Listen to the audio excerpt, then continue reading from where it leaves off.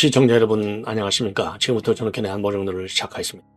여러분들 잘 아시다시피 말이죠. 지금 민주당은 공천 이 뇌물 이거 가지고 지금 난리가 나 있어요. 그래서 이제 강선우는 탈당을 하겠다라는 입장을 밝혔지만은 이건 이게 이제 꼼수를 쓰는 것이죠. 한마디로 당 조사를 받지 않겠다. 근데 말로는요. 수사와 조사에는 성실하게 임하겠다라고 했는데 당 조사는 물 건너 가려고 봐야 되겠고, 그리고 김명기도 지금 정청래가 말이죠. 지난 25일 날 그러니까 이제 강선우하고 똑같이 당 차원에서 조사를 하라 이렇게 지시했다고 추가적으로 오늘 밝혔습니다. 자, 그래서 민주당에서는요, 강선우의 김명기, 요 공천, 이건 공천 뭐죠? 이거 뇌물. 요거 가지고 지금 난리가 났는데, 자, 강선우 관계는 이미 TV조선에 어제 단독 보도를 통해서 상세히 알려졌고요. 그러니까 김경 서울시 의원의 단수 공천으로 이어졌고, 김경 서울시 의원은 당선이 돼서 현재 시의원 배지를 달고 있습니다. 그런데 이와 관련해서 강선우는 나는 알지도 못하고 전혀 모른다. 그리고 이 보좌관한테 얘기를 듣고 나서는 바로 김병기를 만나서 사실을 얘기했고, 그 다음날 김병기가 오라고 해서 또 만나서 얘기를 했다. 나는 받은 적이 없고 우리 보좌관이 사무국장 실에다가 보관하고 있다가 바로 돌려줬다. 이렇게 돼 있어요. 자, 그래서 경찰에서 조사가 이제 이미 진행 중에 있습니다. 그런데 이와 또 달리 지금 이제 이미 저도 여러 차례 여러분께 말씀을 드렸지만은요, 이제 김병기가 2020년도 총선 때부터 지금 이제 돈을 받았다. 그래서 문제는 더 심각해요. 여기는 이제 부인이 개입돼 있다라고 하는 의혹이 계속 제기되고 있습니다. 자, 그런데 이 사건은 말이죠. 지금 이제 김병기가 그 당시 이 사건을 맨 먼저 언론에 폭로한 이수진 의원을 고발했다가 탈당을 하니까 이제 취소했다. 그런데 사실 돈을 주고받았다라고 안 하고 주장한 내용하고 민주당을 탈당하고는 직접 관련성은 없어요. 예, 왜냐하면 이수진이가 민주당 원이라고 해서 고발할 수 있고, 민주당 원이 아니라고 해서 민주당 당원이 아니라고 해서 고발할 수 없는 건 아닌데도 불구하고 여하간 탈당을 했기 때문에 취소하겠다. 자, 처음에는 허위사실에 의한 명예훼손 혐의로 고발했다가 탈당했으니까 내가 취하한다. 그래서 취하했어요. 그런데 문제는 뭐냐? 그 당시 취하게 된 배경에 대한 수사와 감찰도 불가피한 것이 아니냐, 이렇게 될 수밖에 없어요. 왜? 뇌물죄의 성격이 말이죠. 일단 뇌물을 받으면 받는 순간 돌려주고 안 돌려고는 나중 문제고, 받는 순간 그 자체가 범죄가 되는 겁니다. 자, 그렇기 때문에 준 사람과 받은 사람 모두가 처벌되는 게 뇌물죄의 특성 아니겠습니까? 자, 그렇기 때문에 그러면 말이죠. 아까 말씀드린 대로 요게 그러니까 더군다나 그 당시 이제 두 가지. 하나는 고발했다가 취소했는데, 취소했다고 해서 이거를 더 이상 당 차원에서도 전혀 조사하지 않은 거. 예, 이게 이제 문제가 되는 것이고요. 그 다음에는 이제 당 대표가 누구였냐면 그 당시에 이재명이가 당 대표였어요. 당 대표실로 탄원서를 이수진이가 서류로 냈다는 겁니다. 3장짜리. 그 2명이에요. 예, 공천 뇌물을 준 사람이 2명. 예, 2명한테 받았어요. 2천만 원, 1천만 원씩 3천만 원을 받았는데, 요 탄원서를 받았으면은 과연 누가 어떻게 이거를 이재명한테 보고했느냐, 안 했느냐. 이게 이제 핵심 이슈가 될 수밖에 없다. 그래서 말이죠. 김병기 부인이 이걸 받아갖고 새우깡 봉투에다 집어넣어서 이거를 돌려줬다는 거거든요. 근데 그 얘기를 보면 지저분해요. 이거 돈이 너무 작다, 더 갖고 와라 말아라. 이거 말로 표현하기에도 그게 사실이라면 굉장히 지저분하고 더럽다. 더러운 흙거래다. 이렇게 볼 수밖에 없고요. 자, 그래서 이건 노골적으로 요청한 걸로 돼 있는데, 자, 일단 김병기 전 원내대표 김병기 의원의 경우에는 그 당시 그게 전혀 사실이 아니다. 그래서 이게 사실이 아니기 때문에 허위사실에 대한 명예훼손 고발한 거예요. 고발한 거. 그러니까 이제 김병기가 얘기하는 대로 이건 허위사실이 맞는 건지, 아니면 이수진이가 얘기하는 대로 이거는 돈 준 게 맞아. 돈 준 것이 맞는 건지 알 수가 없습니다. 요거는요, 신속한 수사 이외에는 다른 방법이 없는 걸로 보여져요. 그리고 수사 과정에서 이재명이가 당 대표할 때 알았느냐 몰랐느냐도 반드시 수사해야 될 것이 아닌가, 이렇게 판단이 되는 대목이 되겠습니다. 자, 그래서 지금 김병기하고 강선우가 뿌린 요 흙탕물이 어디까지 튀어나갈지 관심사안이 제일 큰 관심사안이고요. 지금 이제 지방선거를 앞두고 있는 시점에서 매우 민감한 정치적인 현안이 되고 있다라는 말씀을 드립니다. 그 다음에 이제 우리 우리 이제 우파 쪽에서는 이제 오세훈이 하고 지금 이혜원이가 문제를 제기하고 있어요. 이혜원이는 이미 지금 우리 국민으로서는 이건 제명, 이건 배신자, 뭐 이루 말할 수 없죠. 이수일과 심순애까지 나왔으니까 김중배 다이아몬드가 그렇게 드립더냐까지 나왔잖아요. 자, 그래서 이 이혜훈이는요, 더군다나 지금 당시 일하고 있던 인턴 보좌관이 이거를 폭로해서 끝난 것 같아요. 제가 보기에. 이런 인간을 갖다가 이재명이가 털지 않아? 그러면 그러지 않아도 강선호와 김경기가 지금 뿌린 이 흙탕물이 더 튀는데, 여기에 이걸 이혜훈이를 끌고 갈 수 있는 이재명의 정치적인 여력이 있느냐? 여력이 전혀 없다. 동시 만약에 민주당이 지금 정상적으로 단일 대우로 쫙 나간다 하더라도 이 인간은 끌어안을 수가 없는데, 지금 흙탕물이 막 튀고 있는데 여기에다가 이혜훈까지 끌어안고 가, 그러면 망하는 길밖에 없는 거죠. 이재명이가 자폭하는 길로 가는 겁니다. 만약 끌고 가면. 그래서 제가 보기에는요, 더 이상의 제보, 무슨 폭로가 나오지 않는다 하더라도 이혜훈이 인간은 잘려나갈 수밖에 없다라는 게 저의 주장이기도 하고요. 많은 분들의 기대치와 평가이기도 합니다. 자, 이런 가운데, 그래서 지금 그동안에도 말이죠, 이혜훈이를 과연 누가 추천했느냐? 딱 거기에 관해서는 윤여준 얘기도 있고, 그 다음에 김종인 얘기도 있어요. 김종인 얘기도 있고, 정규재 얘기도 있고. 근데 정규재와 김종인은 난이 아니냐? 분명히 얘기했어요. 누가 뭐 여기서 내가 한 게 맞아 할 사람이 누가 있겠어요? 윤여준이는 아예 전화를 안 받아. 예. 자, 이런 상황이 있는데요. 지금 이제 이 장성민 전 의원, 장성민 의원이 지금 폭로를 하고 있습니다. 유튜브 쇼츠를 통해서. 이거 과연 누구냐? 이게 정상적인 라인을 통해서 들어갔느냐? 아닌 것 같다. 그렇다면 이거야말로 국정농단이고 인사농단이다. 그렇다면 비선 라인은 누구냐? 좌지냐, 우지냐, 아니면 현지냐? 이런 문제 제기를 하고 있습니다. 여기까지 제가 말씀을 드리도록 하겠고요. 그 다음에 이제 이혜훈과 관련해서는요, 지금 이제 이 김순덕 기자의 칼럼, 김순덕 전 기자죠. 지금 이제 기자 내려왔어요, 대기자. 자, 그래서 이 칼럼니스트 김순덕의 동아일보 칼럼, 이혜훈이 카드를 꺼냄으로써 이재명이는 잃을 게 없다. 그래서 이 카드를 꺼낸 것이다. 자, 딱 되면 뭐 별 말이 없어갖고 장관이 된다면 통합의 이미지로 지금 이 통합을 한다. 여기 쪽에 방점이 실려서 이재명한테 덕이 되고, 설령 잃는다 하더라도 야권의 분열을 통해서, 지금 이 야권을 분열시키면, 저도 그랬잖아요. 이건 여권은 여권대로 단일 대우. 그래서 중도 외연의 확장, 또는 이제 이 통합 인사, 이런 아주 거창한 상징 조작으로 활용해 볼 수 있고, 만약에 설령 잘 안 된다면, 제가도 이미 분석해 드렸잖아요. 야권을 분열시키는 이만한 카드가 없다라고 했는데, 거의 비슷하게 지금 이 해석을 하고 있어요. 그래서 요 김순덕 칼럼의 내용을 조금 여러 개 말씀드리고, 마지막으로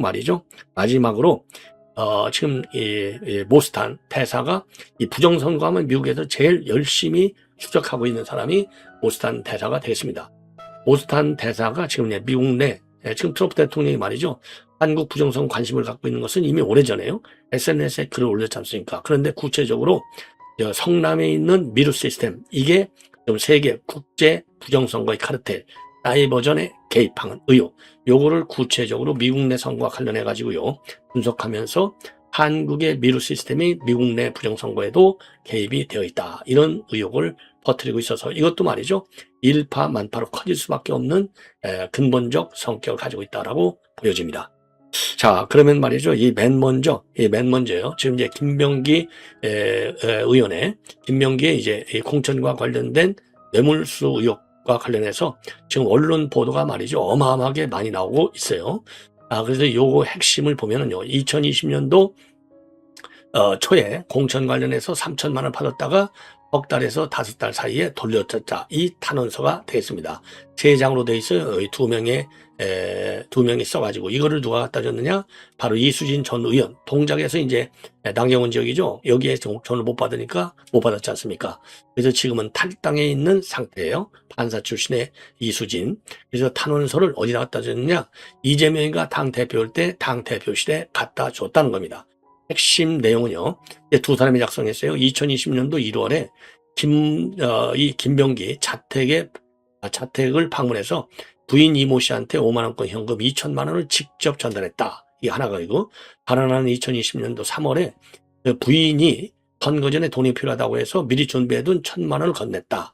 이런 구체적인 액수와 시점, 장소가 전부 망라되어 있습니다. 그리고 2020년도 설 무렵에서 5만 원권을 건네받고 구정 선물에는 너무 많고 공천원금은 작다면서 돈을 한 차례 사용했다. 예, 부인이 그렇게 얘기했다는 거예요. 자, 그러면서 돈을 돌려줄 때는 딸 주라고 새우깡 한 봉지를 담은 쇼핑백을 건너주더라.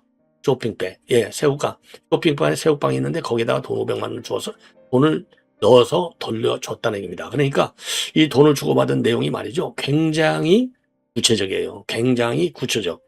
여기에 이제 의혹의 신뢰성을 판단하는 그 단서가 있을 수 있다. 자, 그래서 이러한 탄원서를요, 이러한 돈 수수와 관련된 탄원서를 2024년도 초에 요거를 갖다 줬다는 겁니다. 그러니까 2024년도 이때 이제 공천관리위원회 검증위원장을 김병기가 했어요. 그런데 이제 본인이 공천을 못 받았잖아요. 그러니까 이제 김병기가 공천관리위원회 검증위원장을 하는데 공천을 안 주는 것 같으니까 이제 열받으니까 김병기 너 물 먹어라. 너 견딜 수 있어? 이제 이런 내용을 말하자면 이제 알고 있던 내용을 가지고 공식적으로 탄원서를 이 탄원서를 갖다가 당 대표실에 전다는 것으로 보여요. 공천이 탈락한 데에 대한 보복이다. 이렇게 볼 수밖에 없습니다. 자, 그래서 이제 전 동작구 구의원 2명이에요. A씨, B씨. 2020년도 초 그래서 김병기 측에다가 각각 2천만 원하고 1,000만 원을 건넸다가 몇 달 뒤 돌려받았다는 탄원서가 되는데 2023년도 12월에 작성이 됐습니다. 한 3년 후에 작성을 했어요. 그러니까 이제 2024년도 총선 때 이제 공천을 못 받으니까 열받으니까 이제 이때 준 것 같아요. 그래서 이 사안이 외부에 알려질 경우에는 2024년 총선에서 당 전체 영향을 미칠 수 있다. 예, 그래서 이렇게 썼다는 거예요. 그러니까 이제 영향을 미칠 수 있으니까 빨리 이걸 정리하라. 이런 의미로 이재명 당대표한테 썼고, 예, 이 탄원서의 내용은 이재명 대표님께 이렇게 시작한다는 겁니다. 자, 그래서 A씨는요, 2020년 총선을 앞두고, 이 김병기 측근 씨로부터 정치자금 지원을 요구받았어요. 그래서 2020년 1월 서울 즈음에서 김병기 자택을 방문해서 사모님께 5만 원권 현금 2천만 원을 직접 전달했다. 그리고 그해 6월 2020년 6월에 김병기 지역 사무실에서 시구의원 정례회가 끝나고 사모님이 불러서 갔더니 딸에게 주라면서 새우깡 한 봉지를 담은 쇼핑백을 건네줘서 받았더니 그 쇼핑백 안에 5만 원권이 1,500만 원, 1만 원권이 500만 원에서 2천만 원이 담겨져 있더라. 예, 이제 돌려준 거예요. 예. 자, 그러니까 이제 2020년 1월쯤에 줬다가 2020년도 지금 6월에 돌려준 겁니다. 예. 공천 이제 안 됐으니까 아마 돌려줬나 보죠? 자, B씨는 어떻게 됐느냐? 이게 사실이라면 2020년 총선을 앞두고 설 연휴 전에 2020년 총선 앞두고 설 연휴 전에 부인이 그러니까 이제 부인이 김병기 댁에 방문해서 설 선물과 함께 500만 원을 드렸더니 그러니까 구의원의 부인이 준 거예요. 부인 만나니까 부인이 갔나 보죠. 그러니까 김병기 부인이 구정 선물에는 너무 많고 공천 공금에는 너무 적다라고 하면서 돈을 돌려줬다는 겁니다. 그리고 2020년도 3월에 김병기 부인한테 1,000만 원을 건넸더니 돈이 더 많이 필요하다라고 하면서 사용했다는 거예요. 자, 그래서 이 B씨는요, 며칠 후에 김병기 최측근 C씨가 전화해가지고 사모님한테 말했던 돈을 달라고 해서 당일 동작구청 주차장에서 이 C씨한테 1,000만 원을 전달했다는 겁니다. 야, 그리고 나서 그해 6월 지역사무실에서 시구의원 정례회를 마치고 C씨가 1,000만 원을 돌려주더라. 이렇게 밝혔습니다. 탄원서. 자, 그런데요, 이 탄원서에는요, 김병기 부인이 동작구의 부의장 업무 추진비 카드를 사적으로 이용했다는 주장도 담겨져 있습니다. 예. 자, 그래서요, 이수진이는 2024년 총선을 앞두고 본인에게 들어온 이 탄원서를 당 대표실로 전달했는데 탄원서가 당시 후보자 검증위원장이었던 김병기 본인에게 전달되면서 사건이 묻혀버렸다. 이렇게 주장을 하고 있고요. 김병기는 이거는 사실무근이다. 그러면서 허위사실 적시 명예훼손 혐의로 고소했다가 총선 이후 취하했다는 겁니다. 자, 그래서 이게 일파만파로 지금 커지는 상황이 된다. 이런 말씀을 드립니다. 자, 이번에는요, 이 오세훈이가 장동영 앞에서 면전에서 세 가지를 요구했어요. 왜 계엄에 대해서 사과 안 하냐는 거죠. 그리고 무조건 다 하나로 뭉쳐라. 이렇게 3개 요구를 했는데 장동영이가 단 한마디도 대답을 안 했다는 겁니다. 예. 강용희가 한마디로 할 때는 개무시당했다는 얘기밖에 더 되겠습니까? 예. 자, 그래서 이제 지금 오세훈이도 급해요. 오세훈이가 이제 급하니까 이 오늘 신년 인사에 참석해서 그렇게 얘기를 했다는 겁니다. 그래서 우리 당이 목소리가 높은 극소수, 그러니까 이제 강경지층이죠. 주장에 휩쓸리지 않고 상식과 합리를 바탕으로 국민 대다수 바람에 부합하는 방향으로 과감하게 변해야 한다. 이렇게 하면서 이제 얘기를 세 가지를 요구한 거예요. 뭐 당연히 이제 절연하라. 당이 경으로부터 완전히 절연해야 한다. 자, 이런 주장을 한 겁니다. 예. 자, 그래서 이제 이 세 가지 요청을 공개적으로 얘기했어요. 첫째는 뭐냐? 당 지도부가 공식적으로 윤 대통령의 비상계엄 등 잘못을 인정해야 한다. 당이 제대로 역할을 하지 못한 점에 대해서 국민이 납득할 수 있는 진정성 있는 언어로 사과하고 반성해야 한다. 예. 자, 그러면서요, 구체적으로 당대표가 계엄을 옹호하고 합리화하는 언행에 대해서는 당 차원에서 결코 용납하지 않을 것이며 그와 같은 잘못된 언행은 해당 행위에 준하는 수준으로 엄중히 다루겠다고 선언해야 한다. 이렇게까지 구체적으로 얘기를 했습니다. 두 번째 요구는 뭐냐? 범보수 세력 대통합이 가능하려면 그 어떠한 허들도 있어서는 안 될 것이다. 지금 이 순간부터 통합을 방해하는 언행을 삼가하고 당시로부터 포용적 리더십을 보여달라. 지도 거기에 해당되니까. 그러니까 한동훈 이런 인간들 끼고 가자는 거예요. 웃기고 앉아있어요. 그러면서 모든 범보수 세력이 한자리에 모여 지방선거 승리의 기반을 마련할 수 있도록 빠른 시일 안에 대화와 결집 의장을 마련되고 해야 된다. 더 크고 강한 모습으로 가야 한다. 아니, 암세포가 들으면, 암세포가 살아있으면 몸이 더 절단나죠. 그리고 마지막으로요, 오세훈이는 당의 역량을 국민의 먹고 사는 문제 해결에 집중하라. 이거는 맞는 것 같아요. 국민의 삶과 괴리된 노선 투쟁과 정치 구호는 내려놓아야 한다. 물가 안정과 내 집 마련, 좋은 일자리를 말하는 매력적인 대안정당이 되어야 한다. 자, 그런데 지금요, 민생 문제에 대한도 정치로부터 나오는 겁니다. 그렇잖아요. 정치 현안에 대한 공격 없이 민생 문제가 나올 수가 있어요. 야, 참 갑갑한 얘기를 하고 있는 걸로 보여집니다. 예. 자, 그리고 말이죠. 지금 이제 서해 피격 유족이 미 대통령한테 서신을 보내겠다. 이런 입장을 내놨습니다. 바로 김기윤 변호사가 주장하고 있는 내용이 되겠는데요. 김기윤 변호사.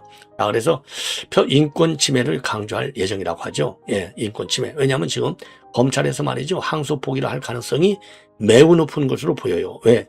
1월 2일이 항소 포기 마지막 기한인데 지난번에 대장동 항소 포기하고 똑같은 패턴으로 갈 확률이 많기 때문에 트럼프 대통령한테 편지를 보내는 것이 아니냐, 이렇게 판단이 됩니다. 예, 그래서 요 트럼프 대통령한테 요구할 내용을 보면 말이죠. 자, 이 사건은 정권 성향에 따라서 동일한 사실이 월북이었다가 아니었다가 다시 월북으로 뒤집히는 시도의 대상이 됐다. 그 과정에서 유족들은 사랑하는 가족을 잃은 슬픔을 넘어 국가에 의해 반복적으로 고통받는 시간을 줘야 했다. 예. 자, 그리고요, 이재명하고 김민석이가 조작 기소다, 검찰 항소 포기하라, 이렇게 압박을 하고 있지 않습니까? 이와 관련해서 피해자의 죽음과 국가의 구조 실패에 대한 책임 규명이 아니라 피고인을 보호하고 항소를 포기하는 방향으로 향하고 있는데, 이것은 유족에게 또 다른 국가적 폭력이며 인권 침해다. 예. 그리고 이 사건은 단순 국내 정치 문제가 아니라 국가가 자국민의 생명과 존엄을 어떻게 대했는지 묻는 중대한 인권 문제다. 서해 피격 공무원 유족에게 가해지고 있는 인권 침해 시도와 진실 왜곡에 대해서 국제사회의 깊은 관심이 필요하다. 이렇게 밝혔습니다. 자, 이거 말이죠. 정말 이렇게 우리 국내 사법 이 문제를 갖다가 트럼프 대통령한테 가져가는 것 자체가 굉장히 불행한 겁니다. 왜? 지금 사법부의 정상적 기능을 기대할 수 없으니까. 그러니까 이재명이가 욕을 먹을 수밖에 없는 겁니다. 예. 자, 이재명 정부가 제대로, 대통령이 나서서 항소를 포기하라고 그러고 김민석이가 나서서 항소를 포기하라는 이런 놈의 나라가 어디가 있냐. 사법의 본격적 개입이 되는 것이죠. 언제는 사법부 현안은 우리 대통령실은 의견이 없어, 이렇게 하고 자기네가 필요할 때는 또 대들고 아주 노골적으로 개입하고 있고, 이거 말이나 되는 겁니까? 자, 그러다 보니까 말이죠. 지금 보도에 따르면은 지금 수사팀과 서울중앙지검 지휘부하고 갈등이 있다, 이런 시각이 있다는 겁니다. 그래서 수사팀에서는요, 박철우 중앙지검장한테 항소 의견을 담은 보고서를 보냈는데 이 박철우 중앙지검장이 판결문의 무죄 이유에 대한 분석 보완이 필요하다 이러면서 돌려보냈다는 얘기도 있어요. 그러니까 지금 대장동 항소 포기하고 똑같은 길로 가고 있는 것이 아닌가 이런 지금 의혹이 생기는 것입니다. 자, 이게 참 큰 문제입니다. 자, 그리고 이제 마지막으로요, 이 모스탄 대사가 성남 소재 미루 시스템, 이 미루 시스템이 부정선거에, 미국의 대선 부정선거에 개입되어 있다라고 하는 의혹을 제기한 미국 방송 영상을 지금 트럼프 대통령이 공유하고 있다는 겁니다. 그래서 이 공유하고 있다는 사실을 모스탄 대사가 다시 한번 이 내용을 보도하고 있어요. 언급하고 있습니다. 자, 그래서 지금 미국의 말이죠. RSBN 이 방송 내용이 되겠습니다. 그래서 이 방송과 관련해 가지고요. 제가 자료 화면을 몇 개를 준비했어요. 자, 이걸 한번 보시죠. 요게 이제 트럼프 대통령이요. 미르스 시스템이 부정선거에 개입됐다. 이 미르스 시스템은 성남 소재 회사입니다. 요거를 지금 트럼프 대통령이 올렸잖아요. We saw numerous examples of numbers moving. 자, 이렇게 해갖고, 그럼 이제 투표, 불법 부정선거 투표 사례, the SCIF, 여기에 지금 올라와 있는 X 계정에 올렸어요. 지금 이거를 트럼프 대통령이 자, 그래서 요 내용을 보면 본인이 이겼는데도 불구하고 지금 바이든이 이긴 걸로 조작이 됐다는 겁니다. 그래서 이게 이거 보면요, AUF도 다 개입돼 있잖아요. 그래서 이제 한국, 아프리카, 유럽, 남미, 미국 이렇게 100여 개 국가가 개입돼 있는데 한국도 개입되어 있다라고 하는 의혹이 있어요. 한국 선관위. 이 미루 시스템이 이제 여기에 부정선거에 개입되는 거죠. 그래서 도미니언 미국, 유세이드, 그 다음에 스마트 매틱스, 이런 이제 그 회사들이 부정선거에 개입되어 있다. 이런 지금 주장이 나온 겁니다. 트럼프 대통령이 그래서 26일 날이요. 26일 날 미국 대선 부정선거와 관련된 RSBN 방송 영상을 본인의 SNS에 올려서 공유했습니다. 이 얘기는 그만큼 트럼프 대통령이 미 대선의 부정선거 문제를 굉장히 중시하고 있다. 이런 얘기가 아니겠습니까? 이 영상에서 지금 문제가 되는 것은 뭐냐? 성남에 있는 주식회사 미루스 시스템스. 이게 이 시스템스가 지금 미국의 부정선거가 개입되어 있다라고 되어 있는데 이 모스탄 대사가 말이죠. 영국, 홍콩뿐만 아니라 한국 성남시를 거점으로 한 사이버 개입이 2020년 미국 대선 당시 트럼프 후보의 표를 삭제하는 데 관여했다라고 반응한 것과 관련해서 상당한 관심을 보고 있다고 합니다. 자, 그래서 이 RSBN에 출연한 증인들이 주장하고 있는 이 내용, 요게 이제 상당히 우려스러운 대목이 되는 겁니다. 그래서 요 증인들이 요 RSBN 방송에 나와서 주장하고 있는 부정선거의 내용을 여러분께 말씀을 드립니다. 그래서 한 증인은요, 도미니언이 미시간주 엔트리 카운티에서 한밤중에 2020년 대선 결과를 트럼프에서 바이든으로 뒤집은 방법을 소개하고 있는 겁니다. 그래서 이 허용되는 오류율은 12만 5천 표당 한 표인데 엔트리 카운티의 도미니언 투표소의 오류율은 뭐냐? 이게 8.3표. 그래서 이건 허용한데 750배에 달하는 수치. 이 부정선거가 이렇게 심각했다는 거죠. 자, 그래서 지금 이제 국무장관실의 한 관계자가 엔트리 카운티의 투표 감사 과정에서 자원봉사자들한테 서명이 동일한 여러 장의 투표용지를 세라, 카운트해라 이렇게 지시했다고 폭로하고 있어요. 그러면서 2020년 선거에서 위조 투표용지, 기계를 통해 중복 처리된 투표용지, 투작업으로 적발된 이중 서명, 그리고 그의 온갖 부정행위로 인해 수많은 오류가 발생했다라고 주장을 하고 있습니다. 그리고 오류가 허용 수치의 750배에 달한다는 것은 도미니언에 프로그램된 기계가 자동으로 바이든의 것을 표로 바꾸거나 바이든의 것으로 표를 바꾸거나 또는 누군가가 수동으로 버튼을 클릭 해서 여러 표를 한꺼번에 바이든에게 몰아주는 방식으로 판정이 이루어졌다. 부정선거의 방식까지 설명하고 있어요. 그러면서 말이죠. 단호하게 주장을 하고 있는 내용이 뭐냐면 이건 단순한 오류도, 오류상의 실수도, 기계적인 결함도 아니다. 이건 사기다. 명심하라. 이것은 선거 부정의 단 하나의 수법일 뿐이다. 선거 결과를 조작하는 데는 여러 가지 방법과 기술이 있다. 이렇게 증인이 밝혔습니다. 요 이제 패널이 나와서 그러면서 이제 심사 단계로 넘어간 투표용지의 비율이 얼마나 높은지 살펴봐야 되는데 심사 단계는 부정행위가 많이 발생하는 곳이기 때문에 여기서는 투표 결과를 조작하고 기계 오류나 감사 과정에서 적발된 부정투표를 통과시키는 전체 부정행위 작전의 한 단계에 불과하다. 이렇게 강조하고 있고요. 또 다른 패널 출연자는 뭐라고 주장하고 있냐면 미시간도 앤트리 카운티 전체 투표수의 68%, 조지아주 풀턴 카운티 전체 투표수의 94%를 보면 여기에는 공통점이 있다. 뭐냐? 수많은 기록이 파기되었다면서 로그, 증거 보관 기록 등 물리적 증거는 전혀 검토할 수 없었다라고 밝히고 있어요. 그러면서 2020년도 사기 사건 이후 아무런 조치도 취해지지 않았고 취해질 수 있도록 허용되지도 않았다. 트럼프가 2020년 대선의 진정한 승자였는데 우리가 살펴본 모든 부정행위는 단 한 지역에서만 일어난 일이다. 나머지 국가에서는 어떨지 상상해 봐라. 이렇게 주장을 하고 있습니다. 그러면서 마지막으로요. 이 또 다른 출연자는요. 가장 중요한 것은 이러한 일이 전국적으로 발생했으며 전 세계 100여 개국에서 일어나고 있다는 점이다. 이것은 전 세계적으로 선거를 조작하고 훔치기 위해 사용하는 사기 수법이다. 도미니언 스마트 매팅 미루스 시스템스들은 모두 같은 모기업의 계열사이기 때문이다. 이렇게 주장하고 있습니다. 자, 그래서 지금 트럼프 대통령이 공개한 이번 영상은요. 2020년 4.15 총선 시점부터 부정선거 의혹이 계속 제기되고 있는 한국에도 큰 파문을 일으키고 있다. 이렇게 한미일보가 자세히 보도하고 있습니다. 시청자 여러분, 이것으로 본 방송을 마치겠습니다.